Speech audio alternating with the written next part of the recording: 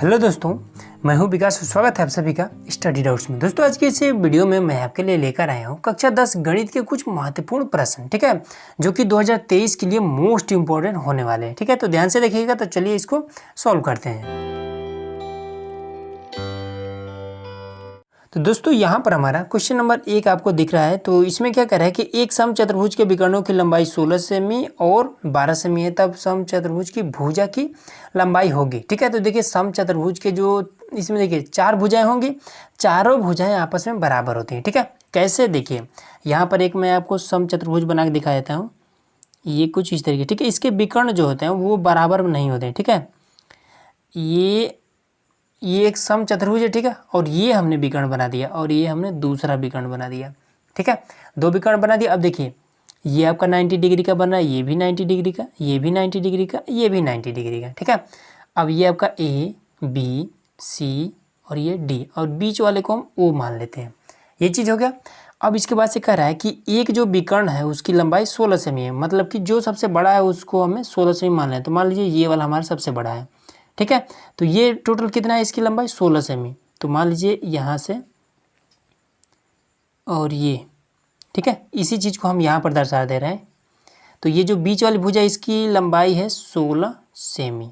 ठीक है, तो ये बीच वाली हो गई। अब उसके बाद से कह रहा है कि दूसरा जो है उसका 12 सेमी है, मतलब कि इसका जो लंबाई है वो 12 सेमी है। ठीक है, तो इसको हम यहाँ पर दर्शा दे रहे हैं। ये वाली लंबाई है आपकी 12 सेमी, हो गया। अब इसके बाद से देखिए यहाँ पर आपको एक काम करना है। अब इसकी पूरी लंबाई कितनी है, 16 सेमी है, तो आधा लंबाई कितना होगा, तो आप कहेंगे कि 8 सेमी होगा। अब इसका पूरा लंबाई अगर 12 सेमी है तो आधा कितना होगा, तो 6 सेमी होगा। हो गया ना। अब इसके बाद से देखिए जब यहाँ पर एक कोण 90 डिग्री का है, मतलब कि इस त्रिभुज पर हम क्या कर सकते हैं, पाइथागोरस प्रमेय को अप्लाई कर सकते हैं। ठीक है, ए ओ और बी में। ठीक है, तो बस सिंपल यहाँ पर कर देना है त्रिभुज ए ओ बी में। ठीक है, पाइथागोरस प्रमेय क्या कहता है, सबसे बड़ी भुजा, तो सबसे बड़ी भुजा यही है। तो ए बी का स्क्वायर बराबर में ओ ए का स्क्वायर प्लस में ओ बी का स्क्वायर, बस और कुछ नहीं करना है, बी का स्क्वायर। अब ओ ए बराबर क्या है, ओ यहाँ पर ओ और ए बराबर 6 है, तो 6 का स्क्वायर कर देंगे। ओ बी बराबर क्या है, तो ओ बी बराबर में 8 है, तो 8 का स्क्वायर कर देंगे। अब ये आपका हो जाएगा 36 और प्लस में ये आपका हो जाएगा 64। अब ये आपका ए बी के स्क्वायर बराबर मान निकल गया। ठीक है, हमें केवल ए बी बराबर निकालना है, तो इसी स्क्वायर को इधर भेज देंगे। तो ए बी बराबर में स्क्वायर जब इधर चला जाएगा तो रूट में हो जाएगा, तो 36 64 आपका 100 हो जाएगा रूट में। ठीक है, अब ये 100 बाहर निकल सकता है, तो ए बी बराबर में आपका हो जाएगा 10। ठीक है, तो इस तरीके से आपका बी नंबर सही हो जाएगा। आसान था, इजीली हो गया। अगला देखिए। अब दोस्तों क्वेश्चन नंबर दूसरा है कि दो समरूप त्रिभुजों की भुजाएं 4:9 के अनुपात में। ठीक है, दो समरूप त्रिभुज। ठीक है, देखिए मान लीजिए ये आपका पहला त्रिभुज है। ठीक है, छोटा छोटा बना दे रहे हैं ए बी सी, और ये समरूप है इस त्रिभुज के, ये दूसरे त्रिभुज के पी क्यू आर। ये इसमें कह रहा है, ये हमने बना दिया। ठीक है, तो अब इसमें कह रहा है कि त्रिभुजों के क्षेत्रफल का अनुपात क्या होगा। तो देखिए जब दो त्रिभुज आपस में बराबर होते हैं, मतलब समरूप होते हैं, उसके लिए फॉर्मूला होता है। ठीक है, ये आपका ट्रायंगल चैप्टर में फॉर्मूला मिल जाएगा।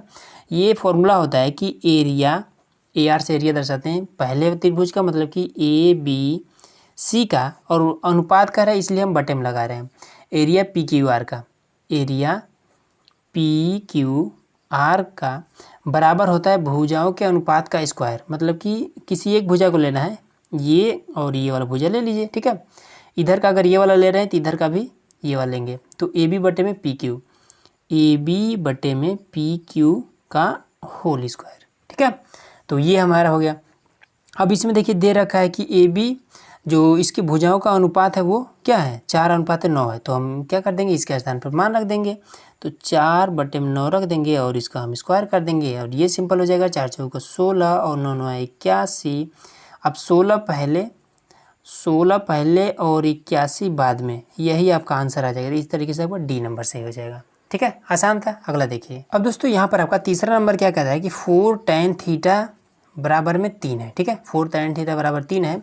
तो हमें क्या करना है कि 4 sin थीटा और माइनस में cos थीटा, और ये इसका मैं मान बताना है, इसमें से कौन सा सही होगा। देखिए सबसे पहले इसको थोड़ा सा हल कर लेते हैं। 4 है ना, 4 tan के साथ में गुणा कर है, इधर जाएगा तो भाग करने लगेगा, तो मतलब कि ये tan थीटा लिख देंगे। 4 इधर बराबर के इधर ले जाएंगे तो 3 के साथ में भाग करेंगे, मतलब 3/4 हो जाएगा। ये हो गया। अब इसमें बस एक काम करना है कि आपको कॉस से ऊपर नीचे आपको भाग कर देना सभी में। तो देखिए कैसे करेंगे। तो 4 है साइन थीटा बटे में आपको कॉस थीटा से भाग कर देना है, ठीक है। माइनस है कॉस थीटा है, इसमें हमें कॉस थीटा से भाग कर देना है, बस और कुछ नहीं। नीचे वाला में भी सेम काम, साइन थीटा बटे में आपका हो जाएगा कॉस थीटा, प्लस है तो प्लस लगा लेंगे कॉस थीटा बटे में आपका कॉस थीटा, ठीक है। इससे ये कट गया, इससे आपका ये कट गया।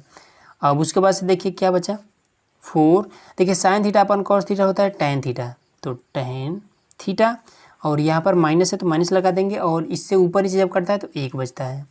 फिर यहाँ पर भी 4, ये आपका टैन थीटा, तो टैन थीटा हो जाएगा प्लस में 1, ठीक है। ये चीज़ हो गया। अब इसके बाद से टैन थीटा बराबर क्या है 3/4, तो यहाँ पर सिंपल मान रख दीजिए, तो 4 गुणे टैन थीटा के बाद 3/4 माइनस का 1, फिर यहाँ पर भी 4 गुणे और 3/4 प्लस का 1, इससे आपका ये कट गया, इससे आपका ये कट गया। अब देखिए 3 बचा और 1 बचा, तो 3 में से 1 गया, 2 बचा, 3 और प्लस 1 4 हो गया, ठीक है। अब इसको काट देंगे तो 1/2 आएगा।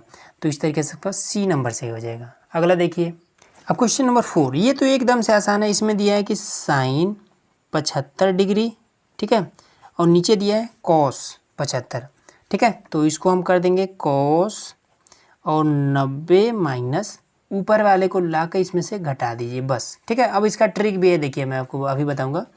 तो देखिए साइन 75, तो पहले साइन और ऐसे 75 लिख लीजिए, ठीक है। और कॉस 90 माइनस थीटा बराबर होता है साइन थीटा, थीटा का स्थान पर है 75, तो लिख देंगे कि साइन 75, ठीक है।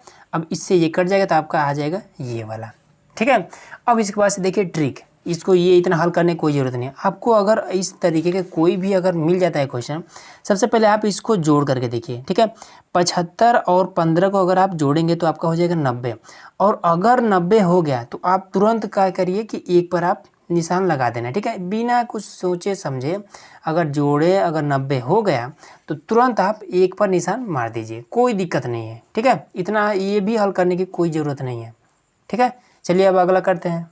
अब दोस्तों यहाँ पर हमारा क्वेश्चन नंबर देखिए 5 क्या कह रहा है कि यदि किसी वृत्त की परिधि, ठीक है, और उसके बाद से वर्ग के परिमाप के बराबर है, कह रहा है किसी वृत्त की परिधि जो है वो वर्ग के परिमाप के बराबर है, तो उनके क्षेत्रफलों का अनुपात है, ठीक है, इसमें से हमें बताना है। तो देखिए आसान है। देखिए सबसे पहले वृत्त की परिधि क्या होती है, तो लिखेंगे कि वृत्त की परिधि बराबर होता है 2πr, ये होता है। और उसके बाद से वर्ग का परिमाप, तो वर्ग का परिमाप ये होता है 4a। ए हमने किसी मतलब भुजा को माना है, जैसे कि मान लीजिए ये हमारा वृत्त हो गया और ये हमारा वर्ग हो गया, ठीक है। तो माना ये वाला जो भुजा है ए सेमी है, तो ये भी ए सेमी होगा, ये भी ए सेमी, ये भी ए सेमी, क्योंकि वर्ग के चारों भुजाएं आपस में बराबर होती है। ये चीज़ हो गया। और वृत्त तो आपको पता ही है, ठीक है, ये आपका केंद्र होता है और इसका आधा त्रिज्या होता है, पूरा आपका व्यास होता है, ठीक है। अब इसके बाद से देखिए कह रहा है कि जो वृत्त की परिधि है वो परिमाप, ये जो वर्ग का परिमाप है इसके बराबर है, मतलब कि 2πr बराबर है 4a के, ठीक है। तो अब देखिए 2 से इसमें से ये आपका कट जाएगा, तो क्या बचेगा πr, 2 से अब इसमें जब कटेगा तो आपको बचेगा 2a, ठीक है। कैसे कट जाएगा, ये 2 इधर गुणा करेगा, इधर जगह भाग करेगा, 2 से जब 4 में भाग करेंगे तो 2 ही तो बचेगा ना। अब क्या करेंगे, ए को हम इधर रहने दें, 2 को इधर ला देंगे, तो πr बटे में 2 गुणा कर इधर जाएगा तो भाग करेगा बराबर में a। तो देखिए यहाँ पर हमने a का मान मतलब कि इसका भुजा हमने निकाल रखा है, ठीक है। अब इसके बाद से देखिए यहाँ पर इसमें क्या कर रहा है कि उनके क्षेत्रफलों का अनुपात, अब इनके हमें क्षेत्रफल का अनुपात, ये अब अंदर वाला पूरा क्षेत्रफल होता है, इसका हमें अनुपात बताना है। तो वृत्त का क्षेत्रफल क्या होता है, ये होता है πr², ठीक है। वृत्त का क्षेत्रफल का फॉर्मूला ये होता है, अनुपात कर रहा है इसलिए हम बटे लगा देंगे। और उसके बाद से वर्ग का क्षेत्रफल क्या होता है भुजा स्क्वायर, मतलब कि भुजा हमने a माना है तो a² हो जाएगा। हो गया ना इतना। अब देखिए a बराबर क्या है, यहाँ पर πr/2 है, तो यहाँ पर हम मानक देंगे, तो πr का स्क्वायर यहाँ पर रखेंगे, अब इसके स्थान पर πr/2, अब घात लगा है तो स्क्वायर हम इस पर लगा देंगे। अब इसके बाद से πr का स्क्वायर, अब ये क्या हो जाएगा पाई का स्क्वायर और इसके वजह से, और ये आपका आर का स्क्वायर बटे में हो जाएगा 4। इस आर से ये वाला आर खत्म, उसके बाद से पाई से इसमें से 1 खत्म। ठीक है, अब यहाँ पर क्या बचा, यहाँ पर बचा, ऊपर तो कुछ नहीं बचा तो 1 बचा, नीचे केवल 1 पाई बचा है, और उसके बाद से यहाँ पर ये 4 बचा है। ठीक है, अब इस 4 को हम ऊपर भेज देंगे। ठीक है, जब इस तरीके से 3 रहता है, ठीक है, तो ये सबसे नीचे वाला ऊपर चला जाता है। तो यहाँ पर हो जाएगा कितना, ऊपर चला जाएगा तो बस हो जाएगा 4, और नीचे है पाई, नीचे यहाँ पर पाई लिखेंगे, पाई का मान होता है 22/7, 22/7। अब इस 7 को भी ऊपर भेज दीजिए। ठीक है, तो 4 गुणे 7 बटे में आपका 22।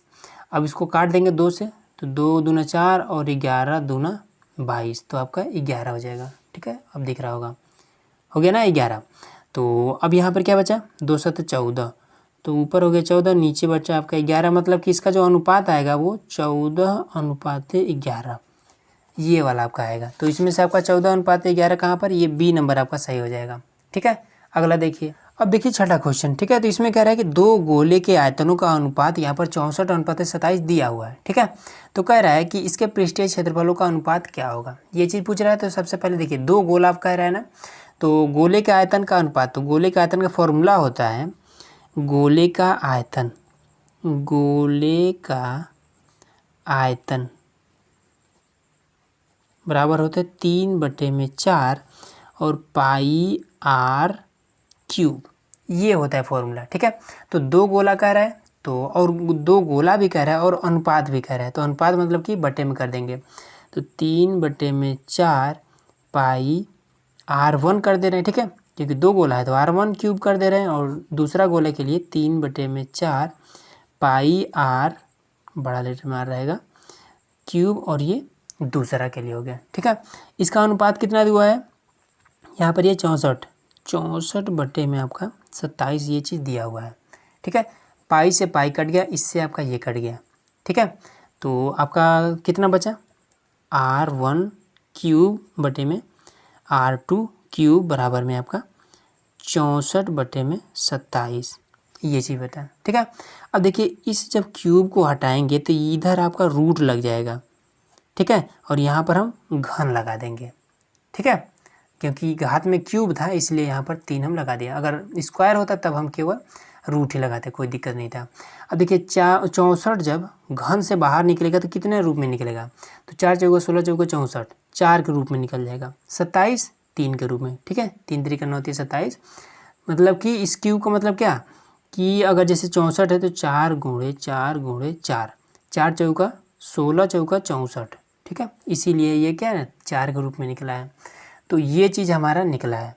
ठीक है, अब इसमें मेन चीज़ पूछ रहा है पृष्ठीय क्षेत्रफल का अनुपात। ठीक है, तो चलिए इसको करते हैं। R1 और R2 बराबर में ये इतना निकला है, ये चीज़ ध्यान रखिएगा। अब चलिए पृष्ठीय क्षेत्रफल का अनुपात, तो फॉर्मूला होता है कि पृष्ठीय क्षेत्रफल बराबर में होता है 4 पाई आर स्क्वायर, ये चीज़ होता है। ठीक है, तो हमें अनुपात बताना है, तो हम इसलिए क्या कर देंगे, अनुपात के लिए 4 पाई R1 का स्क्वायर कर देंगे और 4 पाई R2 का स्क्वायर कर देंगे। ठीक है, इससे तो ये कट गया, इससे आपका ये कट गया। अब बचा क्या आपका, R1 R2 का स्क्वायर बचा, मतलब कि R1 का स्क्वायर बचा और R2 का स्क्वायर बचा, और R1 और R2 बराबर में ये हमारा मान मिला है, तो यहाँ पर रख देंगे और सिंपल आपका आंसर आ जाएगा। तो हम क्या कर देंगे, 4/3 का स्क्वायर इस तरीके से कर देंगे, दोनों पर स्क्वायर लगाए तो इसलिए हमने ऐसे कर दिया। तो ये कितना, 4 चौका 16 और 3 3 9, तो आपका जो आंसर आएगा 16:9, ये आपका हो जाएगा। ठीक है, तो 16:9 कहाँ पर है, ये डी नंबर, ये इस तरीके से आपका इजीली आ गया। अगला देखिए। अब दोस्तों यहाँ पर हमारा क्वेश्चन नंबर 7वां। ठीक है, इसमें कह रहा है कि 1 से 10 तक के धनात्मक विषम संख्याओं का समांतर माध्य होगा। ठीक है, तो देखिए समांतर माध्य पूछ रहा है, तो ये तो आसान है। तो पहले देखेंगे कि 1 से 10 तक कितने विषम संख्या है। ठीक है, विषम संख्या पूछ रहा है ना, तो विषम संख्या मतलब क्या, जो 2 से विभाजित ना हो। तो 1 को हम 2 से विभाजित कर सकते हैं, नहीं कर सकते हैं, तो 1 हो जाएगा। 2 को कर सकते हैं, 2 को 2 से काट सकते हैं, तो 2 नहीं होगा, 3 हो जाएगा।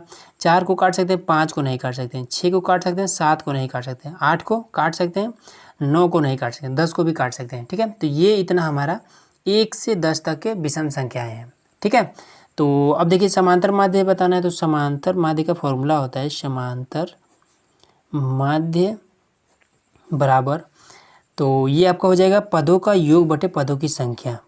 ठीक है, पदों का योग बटे पदों की संख्या।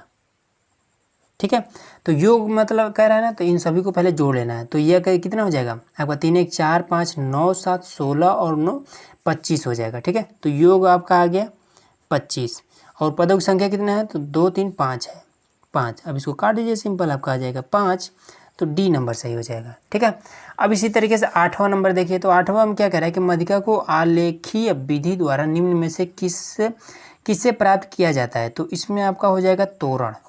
ठीक है, ये आपका सही हो जाएगा। अब दोस्तों क्वेश्चन नंबर आपका 9, इसमें देखिए क्या कह रहा है कि यदि कुछ प्रेक्षणों का माध्य यहाँ पर 27 तथा बहुलक 45 है तो तब माध्यिका होगी। ठीक है, माध्यिका हमें बताना है। तो देखिए इसके लिए एक फॉर्मूला होता है, फॉर्मूला होता है कि माध्य माइनस बहुलक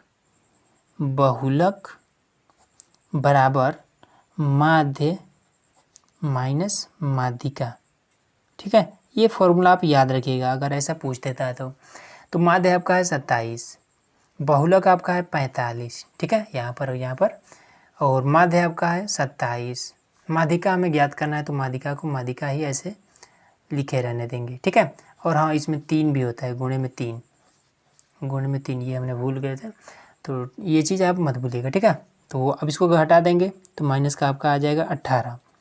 अब ये 27 थे 81, तो यहाँ पर आपका हो जाएगा 81 और इसके साथ तो माइनस का 3 माध्यिका,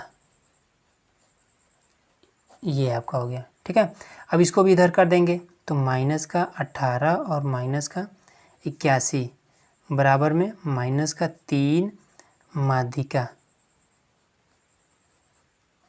ठीक है, इस और अभी नहीं काटेंगे, इसको पहले जोड़ लेते हैं, तो माइनस का ये हो जाएगा 99 और माइनस का 3 माध्यिका।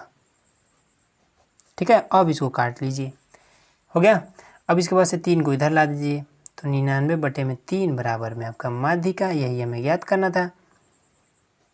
इसको काट लीजिए तो आपका आ जाएगा 33, तो माध्यिका आपका 33 आ गया। तो इसमें आपका देख लीजिए कहाँ पर है 33, तो ये वाला आपका 33 है, बस यही आपका आंसर हो जाएगा। ठीक है, अब इसके बाद से दोस्तों यहाँ पर हमारा आ जाता है क्वेश्चन नंबर 10 कि वर्गीकृत आंकड़ों की से अधिक प्रकार की और से कम प्रकार की संचयी बारंबारता वक्रों के प्रतिच्छेद बिंदु की भुज से आंकड़ों का प्राप्त होता है। ठीक है, आंकड़ों का प्राप्त होता है तो इससे हमारा माध्यक प्राप्त होता है, ये चीज़ आपको ध्यान में रखना है। ठीक है, अब इसके बाद से यहाँ पर आपका आ जाता है क्वेश्चन नंबर 11।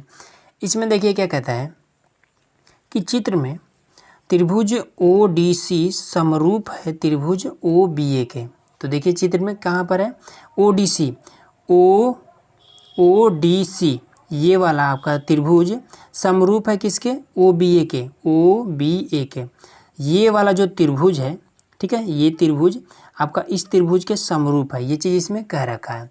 और उसके बाद से कोण BOC, तो B कहाँ पर है, तो BOC, अच्छा ये वाला कोण आपका क्या है 125 डिग्री का, ये दे रखा है यहाँ पर। अब इसके बाद से यहाँ पर क्या दिया है कि कोण CDO 70 डिग्री। ठीक है, तो देखिए यहाँ पर CDO, यहाँ पर ये 70 डिग्री है।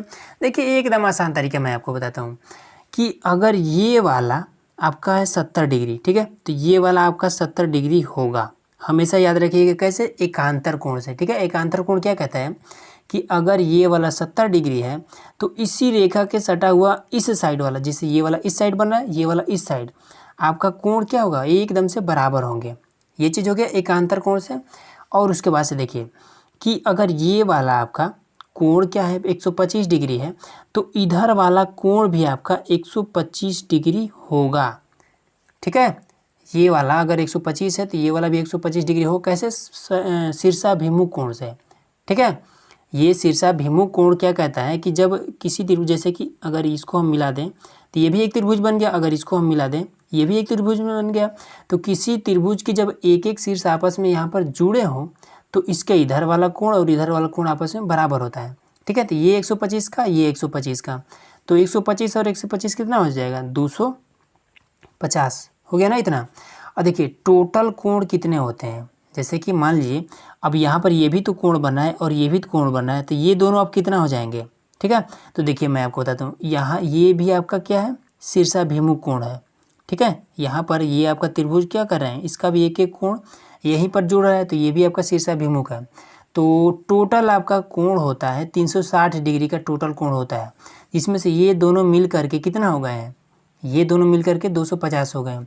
अब इसमें अगर हम 110 और ऐड कर दें तो ये कुल 360 डिग्री का हो जाएगा, ठीक है। तो मतलब कि 110 ये और ये दोनों मिलकर के 110 डिग्री हो रहे हैं, तो 110 का आधा कितना होगा 55, तो ये आपका 55 हो जाएगा और इधर वाला भी आपका 55 हो जाएगा, ऐसे निकलता है, ठीक है।